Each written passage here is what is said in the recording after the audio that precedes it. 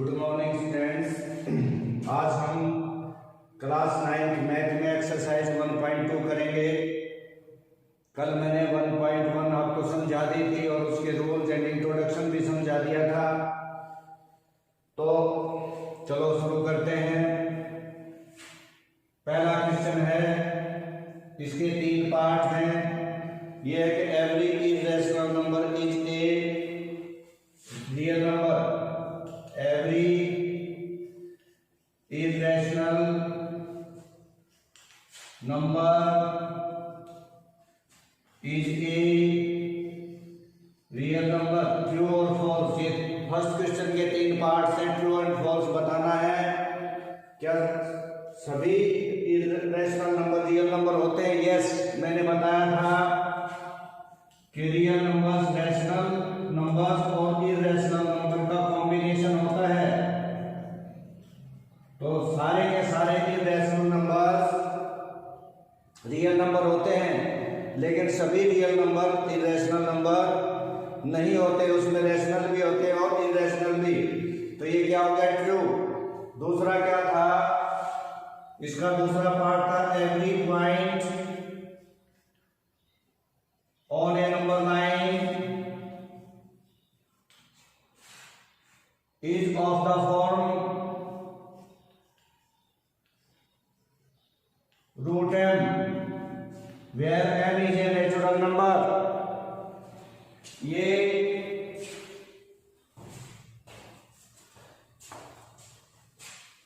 False है, क्योंकि number line पर रैशनल नंबर भी होते हैं और इरेशनल नंबर भी होते हैं। जैसे फॉर एग्जांपल 4 है, अगर हम इसका स्क्वायर रूट ले तो 2 हो जाएगा, जो क्या बन जाएगा? एक नेचुरल नंबर है लेकिन रूट में नहीं है, यानी इरेशनल नहीं है, रैशनल बन जाएगा। इसी तरह 9 का देखें, 16 का देखें, तो ये है फॉल्स। तीसरा पॉइंट इसमें क्या कहा है कि are the every real number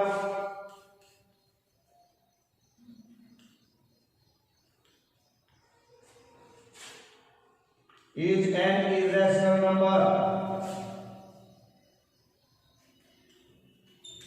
मैंने फर्स्ट में ही इसका जवाब दे दिया था कि जो रियल नंबर्स होते हैं वो कॉम्बिनेशन होता है रैशनल और इरेशनल नंबर्स का।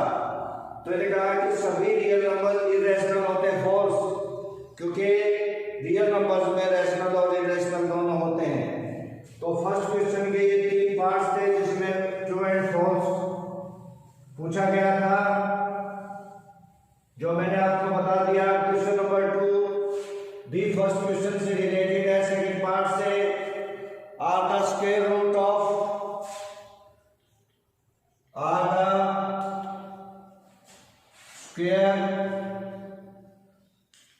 Roots of all integers irrational. If not, give an example। क्या सभी इंटीजर्स का स्क्वायर रूट इरेशनल होता है? नहीं होता। कहता नहीं होता, तो एग्जाम्पल दीजिए। अभी हमने दिया था एग्जाम्पल रूट 4। ये क्या है? इंटीजर है, इसका स्क्वायर रूट ले तो कितना होगा? 2, जो इरेशनल नहीं रैशनल है। नेक्स्ट आप दे सकते हैं 3, ये रैशनल है, इरेशनल नहीं है, तो लिखेंगे नो। एग्जाम्पल के तौर पर ये 2 क्वेश्चन हम दे देंगे। तीसरे क्वेश्चन में इसने कहा है कि रूट 5 को नंबर लाइन पे शो कीजिए। आपके एग्जाम्पल्स में रूट 2 और रूट 3 भी दिए हुए हैं, उनको भी आप सीख लें, कर लें। अब इसका क्या तरीका है? आपने राइट एंगल ट्राइंगल सीखी होगी, जिसमें एक एंगल 90 होता है, एक बेस होता है, एक परपेंडिकुलर होता है और साइड अपोजिट टू 90 डिग्री और राइट एंगल इज हाइपोटेन्यूज। तो इस पे पाइथागोरस थ्योरम लगाते हैं, जो क्या होता है कि हाइपोटेन्यूज का square is equal to base का स्क्वायर प्लस परपेंडिकुलर का स्क्वायर। इसका हम यूज करेंगे, अर्थात इसको हम टुकड़ों में बदलेंगे, बेस और परपेंडिकुलर में बनाएंगे और इसको हाइपोटेन्यूज रखेंगे। पाइथागोरस थ्योरम लगाने की कोशिश देखिए कैसे, ध्यान से समझिए, एक क्वेश्चन समझने से सारे समझ जाए। पहले फाइल लीजिए, इसके दो टुकड़े कीजिए। अब ये दो टुकड़े इस तरह से करने हैं, प्लस या माइनस करने से, या तो दोनों पॉजिटिव स्क्वायर रूट जिनका हो, जैसे 4 का स्क्वायर रूट 2 है, 1 का 1 है, अगर इस तरह से मिल जाए तो अच्छा है, परफेक्ट स्क्वायर रूट हो, परफेक्ट नंबर, या कम से कम एक हो, कम से कम एक हो। 3 और 2 नहीं लिखना, 3 and 2, उसमें आप उलझ जाओगे। तो या तो दोनों ऐसे नंबर दीजिए जिनका स्क्वायर रूट निकल जाए, परफेक्ट स्क्वायर रूट निकल जाए। अब देखो इसको मैं कैसे लिख सकता हूं, स्क्वायर, क्योंकि स्क्वायर रूट आपस में कैंसिल हो जाते हैं। ये किसका है, यहां पर ध्यान दो, ये हाइपोटेन्यूज है, ये बेस है, ये परपेंडिकुलर है। अब हम एक नंबर लाइन ले लेंगे, ये एक नंबर लाइन है, ये 0, ये इक्वल डिस्टेंस पे 1 यूनिट लेके चलते हैं, नेगेटिव लेने की इसमें आवश्यकता नहीं होती।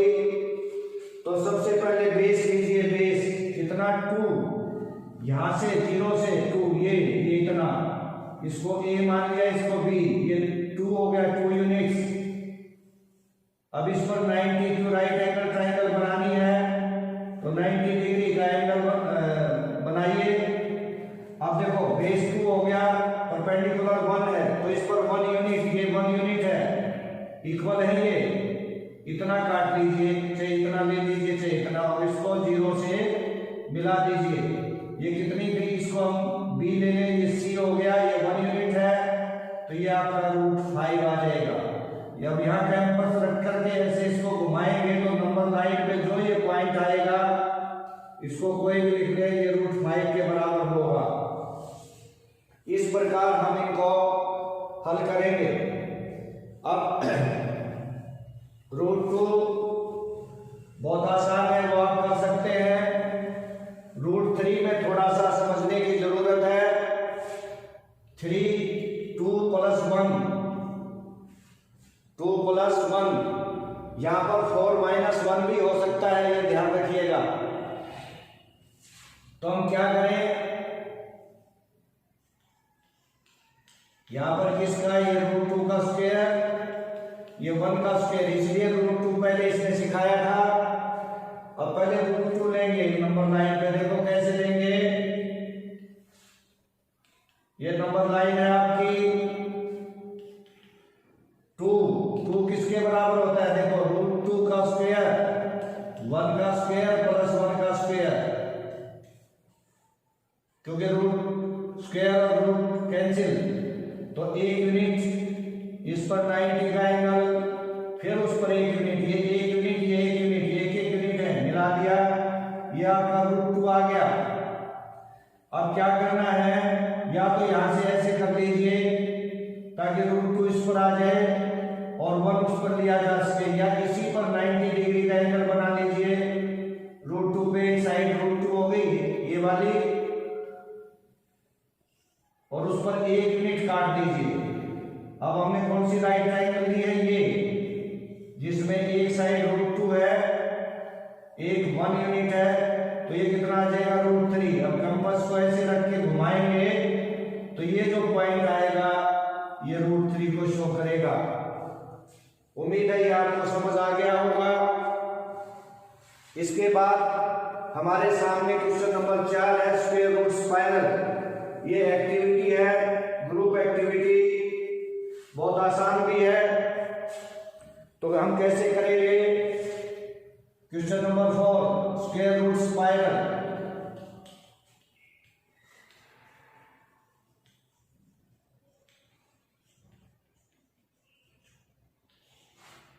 स्पाइरल है, किसको कहते हैं, ऐसे जैसे सांप लेटता ना, ऐसे ऐसे करके, ये स्पाइरल ऐसे बनता है, ऐसे यूं, लाइक दिस। तो सबसे पहले हम 1 यूनिट ले लें, उस पर 90 का एंगल बनाएं, फिर उस पर 1 यूनिट ले लें, फिर उस पर 90 का एंगल बनाएं,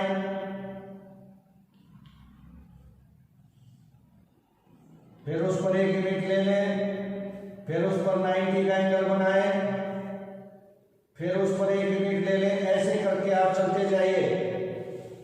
अब जैसे ये आपका आ गया, मैं आपको समझाऊं दोबारा से थोड़ा सा बड़ा करके।